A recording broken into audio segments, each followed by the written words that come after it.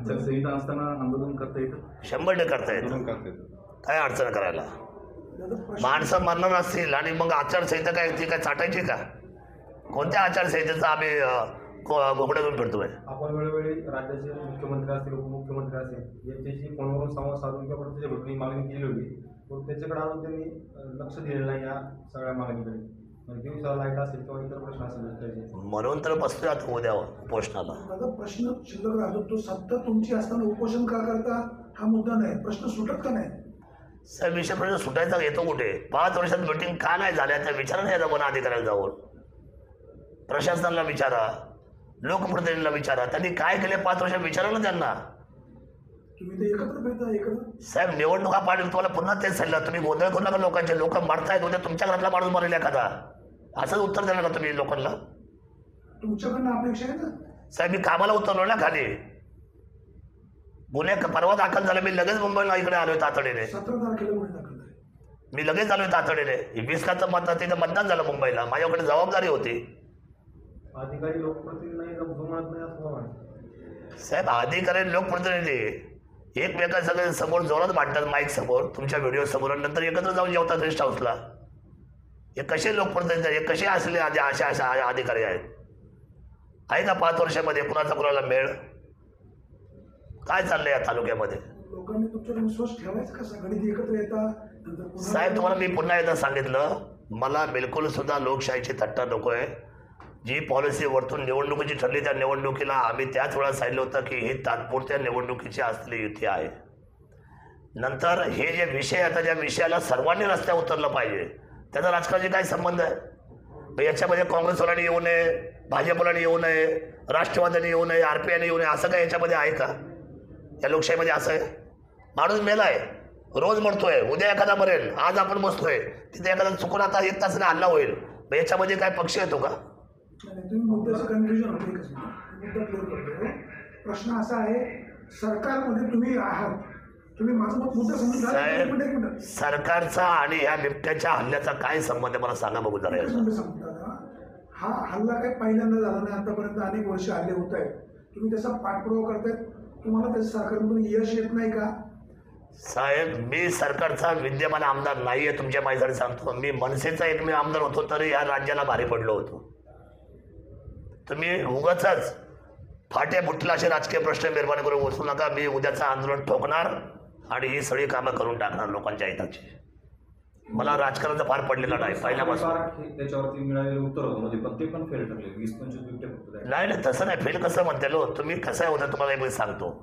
तुम्हाला कोण म्हटलं बिबट सफारी म्हणजे सगळे बिबटे 500 बिबटे आतमध्ये एका वेळेला बसतात का सफारीमध्ये? साहेब सफारी हा उदरनिर्वाहाचं साधन आहे. या तालुक्याचा उत्कर्ष व्हायला पाहिजे, या तालुक्याचे रोजगार वाढले पाहिजे, इथे 4-5 5 स्टार हॉटेल व्हायला पाहिजे, इथे सगळे लोक राहायला यायला पाहिजे, 4 ते 5 लाख लोक पर्यटनाची वाढली पाहिजे दर आठवड्यात. ते उत्तर द्यायचं. रोजगार हा त्याच्यावरचा विषय आहे. 60 बिबटे वाजतात तिथे पहिल्या फेजमध्ये, 15 चौक 60. तुम्ही समजून घ्या पहिल्यांदा, विषय समजून घेतल्याशिवाय मला असं वाटतं. एकीकडे तुम्ही म्हणता 500 बिबटे आपल्या तालुक्यात आहेत आणि एकीकडे तुम्ही म्हणता फक्त 50-60 बिबटे त्या सफारीत होणार, मग हे मेळ कसा बसणार? बिबट्याचा प्रश्न तसाच राहतोय. अहो बिबट सफारीचा विषय हा फक्त रोजगाराचा आहे आणि निवारा केंद्राचा विषय हा आपल्या सर्वांना मी त्यावेळेला 2018-19 मांडलेलं मी सांगितलेलं आहे. वर्षामध्ये काय केलं? मी आमदार आहे, तुम्ही काय करताय? मला उचलताय आणि डायरेक्ट एकनाथ शिंदेच्या खुर्शीशी लावताय. अहो एकनाथ शिंदे साहेब मुख्यमंत्री राज्याचे सगळ्यांचे आहेत, तुमचे पण आहेत, माझे पण आहेत. मी म्हणतो त्या पक्षाचा एक छोटा घटक आहे साहेब, छोटा घटक. माझी तळमळ आहे, माझ्याकडे पॉवर नाही आहे, शरद सोनवणे खुर्ची नाही आहे, पण माझी पॉवर माझ्या तळमळीमध्ये आहे, माझ्या रक्तात आहे, माझ्या कामात आहे, लोकांना दिलासा देण्यामध्ये आहे. आणि त्या पॉवरची त्या रक्ताची तळमळ ही माझ्या खुर्चीची जरी मला त्या ठिकाणी आदरोखी झाली नसेल तरी मला त्या पद्धतीने काम करण्यासाठी मी सतत संघर्षामध्ये आहे. याचा अर्थ अतुल बेनके आमदार जे आहेत साहेब मला कुणाचं नाव मेहरबानी घ्यायला लावू नका. तुम्ही त्यांना जाऊन प्रश्न विचारा. माझं म्हणणं असं आहे, लोकप्रतिनिधी एकच असतो तालुक्याला, मला त्यांचं नाव सुद्धा घ्यायचं नाही. आज हल्ले ज्या लोकांना तुम्ही गुन्हे दाखल करताय तालुक्यामध्ये, कोणत्या लोकप्रतिनिधी तुम्ही साहेब? गुन्हे कसे काय दाखल होऊ शकता मला सांगा बरं. आम्ही छोटे बातमीदार आहे, तुम्ही आमच्यावर चिडून प्रश्न सुटणार नाही. साहेब, आमचा मुद्दा झाला- राजकीय बातम्या करू नका. माझ्या हात जोडून विनंती आहे आपल्याला. मी आपल्याला हात जोडून, मला राजकारणामध्ये इंटरेस्ट आहे. या मुद्द्यावर तरी आता बिबट्याच्या दादा, तुम्ही काय म्हणले, तुम्ही सत्तेत बसले. मी तुम्हाला पहिल्यांदा मी सांगितलं सत्तेचा अर्थ मला सांगा. माझ्याकडे खुर्ची का, मी ज्याच्यावर बसलोय खुर्ची माझ्याकडं. साहेब माझ्या कोणती खुर्ची आहे तालुक्यात, कोणती खुर्ची हो मला? एक मिनिट मी तुमच्यासारखा एक साधा नागरिक आहे. मी काय करतोय, मी जीवांचा आखात तयार करतोय की बाबा कमीत कमी इथं न्याय मिळाला पाहिजे. 5 वर्षामध्ये जिथं तुमच्याकडे पॉवर आहे, तुम्ही त्यांची एक तरी बैठक झाली का? जनमानसांमध्ये घेतल्या का बैठका तुम्ही? बिबट प्रवण क्षेत्रामध्ये 5 वर्षात तुम्ही मला आठवतं, मला तुम्हाला विचारायचा साधा प्रश्न की तुम्ही कुठं बैठक घेतल्या? मला फक्त मला एकदा इमानदारी सांगा सगळ्यांनी की बाबा तुम्ही पिंपरी पेंढरला बैठक घेतली का, तुम्ही पिंपळवणीला बैठक घेतल्या, जिथं फॉरेस्ट खातं आलं, जिथं लोकप्रतिनिधी आले, जिथं अधिकारी आले आणि जिथं पत्रकार आले. असं मला एक गाव सांगा बघूया 5 वर्ष. दादा, ज्या दिवशी पिंपरी पेंढरला घटना घडली त्याच्या दुसऱ्या दिवशी पिंपरी पेंढरकरांनी मिटिंग कॉल केली. तिथे मी 9 वाजता पोहोचलो होतो. तुम्हालाही फोन केलेला होता. वास्तवाचं भान बातमीदारांना पण आहे. शेवटी आमच्या काही मर्यादा आहे. तुम्ही जे उद्यापासून उपोषण करणार आहे, आमचा 100% मला पाठिंबा आहे. साहेब मी तुम्हाला आधीच सांगितलं, खुर्चीचा राजकारणाचा झिरो संबंध आहे या विषयाशी. ज्यांच्यावर नैतिक जबाबदारी आहे त्या 5 वर्षात माझ्या 18-19च्या पत्र व्यवहाराला पुढे काय चालना मिळाली का? मी सुद्धा अननोन आहे या गोष्टीपासून. तुम्हाला असेल माहिती तर मला सांगा. तुम्ही जागृत आहात, तुम्ही आम्हाला सांगा या 5 वर्षामध्ये काय झालंय. आणि मग आज ही वेळ काय आली? सफारी पार्क बारामतीला निघालं होतं, त्यावेळेस तुम्ही सर्वांनी विरोध केला. तुम्ही त्या बिबट्याच्या विरोधात बाजूने होता आणि आता बिबट्याच्या विरोधात आहात. अजितदादांनी तिकडं जो घाट घातला होता, तर मग आपल्याकडं निधी देण्यास कमी पडतोय किंवा काय, अजून काहीच तयारी नाही? साहेब ऐका, असं आहे बघा, तुम्हाला मी आजही सांगतो, मी बिबटच्या अजिबात विरोधात नाही.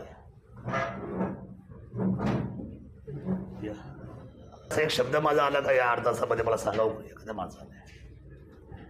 साहेब बिबट हा आमचा जिथला असलेला, आमच्याशी निगडीत असलेला घटक आहे. पण संघर्ष वाढतोय तर कमी व्हायला पाहिजे नको? त्याच्या उपाययोजना व्हायला पाहिजे का नको? बिबट सफारीमुळे उद्या आमचा रोजगार वाढणार आहे आणि हे आमचं एकदम जबरदस्त असलेलं, असं लांब पल्ल्याचं असलेलं, त्याच्या पाठीमागचं सगळ्याच रोजगाराचं मोठं उत्तर आहे. तुम्ही आधी लक्षात घ्या, बिबट्याचा संघर्ष कमी करण्यासाठी ही बिबट सफारी कधी नाही आणि ती नव्हती. बिबट सफारी हा रोजगाराचा विषय आहे. आणि ज्या ठिकाणी हे बिबट्याचे एवढे मोठे हल्ले होतात त्याच्यासाठी 2018-19ला आपण शासनाला लेखी प्रमाणामध्ये लेखी पत्रामध्ये निवेदन दिलं होतं की मानवी डोची जागा तुम्ही आम्हाला एक बैठक लावून आम्हाला फॉरेस्टला वर्ग करून द्या. आणि तिथे जवळजवळ 300पेक्षा अधिक, 300 तिथं गेले, 60 इथं गेले, म्हणजे 360 कमी झाले. राहिले किती झाले? संघर्ष कमी होईल की नाही? ज्यावेळेला तुमच्याकडून 450ची संख्या बाहेर जाते त्यावेळेला संघर्ष कमी नाही होणार. परंतु त्या उपाययोजना 5 वर्षात झालेल्या नाही. आणि माझं भांडण कुठल्या लोकप्रतिनिधी राजकीय नाही आहे, तुम्ही अजूनही समजून घेत नाही. आपल्या निवडणुकीचा हा क्लेम नाही, आता निवडणूक हा विषय नाही आहे डोळ्यासमोर. आज मला असं वाटतं की आपण सर्वांनी थोडंसं, सर्वांनी ना बिबट याच्यावर खूप संयुक्तिकरित्या आपण सर्वांनी फोकस केला पाहिजे. तुम्ही जेवढा फोकस कराल तेवढी आपली माणसं कमी पडतील. म्हणजे मी असं म्हणतो की माझा कुटुंब आहे ना, ही मेलेली महिला ही माझी भगिनी, ती मेली याचं दुःख आहे आम्हाला. तो जो मुलगा गेला पाहुणा म्हणून आलेला अकोल्याचा, तो गेला, तो आमच्या घरातला मुलगा गेला. असं अशी संवेदना जर माझी आणि आपल्या सर्वांची ज्यावेळेला होईल तेव्हा मला असं वाटतं की यातलं उत्तर शासनाला सुद्धा धोरणात्मक पद्धतीने तातडीने तयार करावं लागेल. आज उत्तर काय येत नाही, नुसत्या बाईट जर द्यायची असेल तर त्याचं उत्तर आमच्याकडे नाही, पण आम्हाला उत्तर घ्यायचं आहे शासनाकडून. अनेकांनी याच्यावर उपाय सुचवले, तुम्ही काय नेमके उपाय सुचवले? सगळे उपाय मी सांगितले आत्ताच. 8ही मुद्द्यामध्ये उपाय संपलेले माझ्या आत्ताच. 8ही मुद्दे मी क्लिअर कट सांगितलेले. दादा, अधिकाऱ्यांचं निलंबन व्हावं अशी मागणी तुम्ही करताय. अधिकाऱ्यांशी पत्रव्यवहार केला होता या संदर्भामध्ये तुम्ही? साहेब हा निलंबनाला कधी पत्रव्यवहार लागायचं? निलंबन ही तात्काळ असलेली कारवाई असते, त्याला पत्रव्यवहार चालत नाही. सत्यशील शेरकर यांनी पाठीमागे बिबट्याला मारण्याची शेतकऱ्यांना परवानगी देण्यात यावी अशी मागणी केली होती. त्या मागणीकडे तुम्ही कसं पाहता? साहेब यांनी सर्व लोकांनी भावनिक होऊन काय मुद्दे मांडण्यापेक्षा इंटरनॅशनल लेवलचा हा मुद्दा आहे. नुसता जुन्नर नाही, याच्यामध्ये अख्खा देश आणि अख्खा संपूर्ण असलेला आंतरराष्ट्रीय जेवढे काही या जगामध्ये जेवढे देश आहेत त्यांनी एक मोठी पॉलिसी तयार केलेली आहे. त्या पॉलिसीमध्ये आहे गो असं गोळ्या मारणं आहे. शेड्यूल 1 मध्ये ना. दादा शेतकरी शेड्यूल 1 मध्ये आहे तो त्याला असं ऐकाय जरा मला उत्तर घ्या तुम्ही. गोळी मारता येते का अशी पावडी घेऊन? अहो आपल्याला काय सांगितलं जातं, तुम्ही हल्ले तुमच्या हल्ले होतं आम्हाला मान्य, आम्हाला दुःख आहे, पण तुम्ही नाही हल्ला करायचा. मग आपण मारू शकतो का? मुद्दा क्रमांक 1. आंतरराष्ट्रीय व्यवस्थेला काय नियमावली आहे? दुसरा महत्त्वाचा मुद्दा असा आहे की त्या ठिकाणी त्यांच्याशी कुठलंही आपण निर्णय केल्याशिवाय आपण कोणत्याही पद्धतीचं त्यांच्या विरोधातलं पाऊल उचलू शकत नाही. हा, पण त्याच्यामध्ये आपण नियोजन करू शकतो ना. त्यांना उचलले, चंद्रपूरच्या जंगलात टाकले, 100 उचलले गिरच्या जंगलात टाकलेत, 5-50 उचलले भंडारा गोंदियाला टाकलेत. नियोजन होईल ना. 300 उचलले बेबट निवारा केंद्रामध्ये टाकले. असे आता 40 आपण पोचतोच आहे. भारत सरकार 300 पोचले, उत्तर मिळालं ना आपल्याला. पण तुम्ही म्हणत असाल की तुम्ही याला शूटआउटची ऑर्डर द्या, आहे का आपल्या हातामध्ये? इंटरनॅशनल कायदा आपला ते परवानगी देत नाही, होणार नाही ते. शेतकरी संघटनेचे नेते रघुनाथ दादा पाटील तालुक्याच्या दौऱ्यावर आले होते या बिबट्याच्या प्रश्नासंदर्भात. ते म्हणले की जे काही वन्यजीव संरक्षण कायदे आहे ते शेतकऱ्याच्या मुळावर होते, तेच बदलणं गरजेचं आहे. बरोबर आहे, पण हा कायदा केवळ इथं नाही तर हा इंटरनॅशनल कायद्याची एक ब्रीफ देशाच्या वन खात्याने मांडली पाहिजे. ती वर कुठे? ज्या वेळेला ज्या जागतिक परिषद होतात त्याच्यामध्ये ज्या काही सरहद्दीच्या गोष्टी होतात, ज्या समजा या वन असलेल्या तुमच्या प्राण्यांच्या गोष्टी होतात, त्याच्यामध्ये हे आपलं डेलिगेशन जायला पाहिजे ना भारताकडून, की आम्हाला असा पद्धतीचा मोठा आता त्रास होतो तर आम्हाला याच्यावर उपाययोजना केली पाहिजे, धोरणात्मक निर्णय केला पाहिजे इंटरनॅशनल लेवलला. आपल्या उपोषणात आपण हा एक मुद्दा शासनाकडे मांडणं गरजेचं आहे. नाही, असं आहे, आम्ही हा मुद्दा शासनाचे ज्या वेळेला अधिकारी किंवा मंत्री याच्यावर 100% विचार करते तर त्याची एक नोट भारत तयार करेल ना, भारत सरकार. कारण तुम्हाला कोणत्याही परवानग्या या जुन्नर आणि पुण्याला नागपूरला मिळत नाही. अंतिम स्टेशन आपलं दिल्ली आहे या खात्याचं, आणि दिल्लीची परवानगी म्हणजे सेंटरची परवानगी आहे, आणि सेंटर म्हणजे भारत सरकार आहे. तर आपण जे इथून आपल्या अडचणी आहे जेव्हा आपण या महाराष्ट्र शासनाकडे मांडू, त्याचं एक ड्राफ्ट हा दिल्ली सरकारच्या दप्तरी होईल, आणि दप्तरी दिलेला ड्राफ्ट हा दिल्ली सरकारला मनावर घ्यावा लागेल. परंतु आता आपल्या हातातून काय होण्यासारखं आहे त्याचा विचार आपण तातडीने करणं फार गरजेचं आहे, असं माझं मत आहे. वन कर्मचारी सुद्धा माणसं आहेत.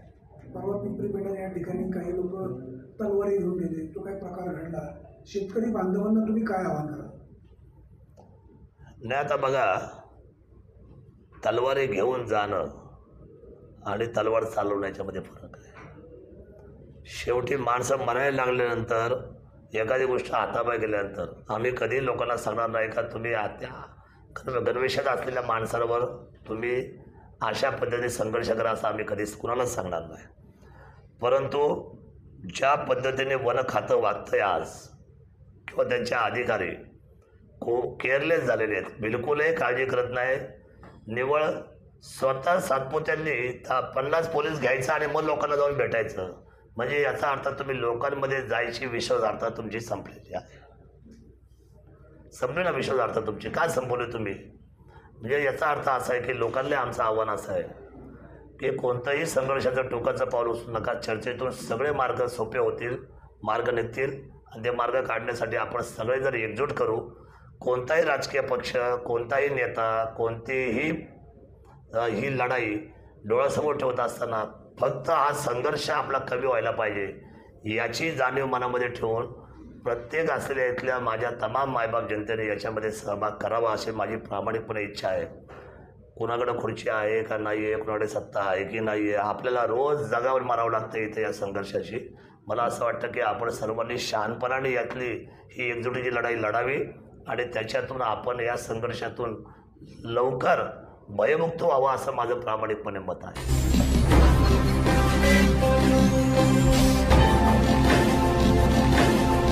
ताज्या घडामोडी आणि नवनवीन माहिती मिळवण्यासाठी समाज दर्पण या YouTube चॅनलला सबस्क्राईब करा आणि बेल आयकॉनवर क्लिक करा.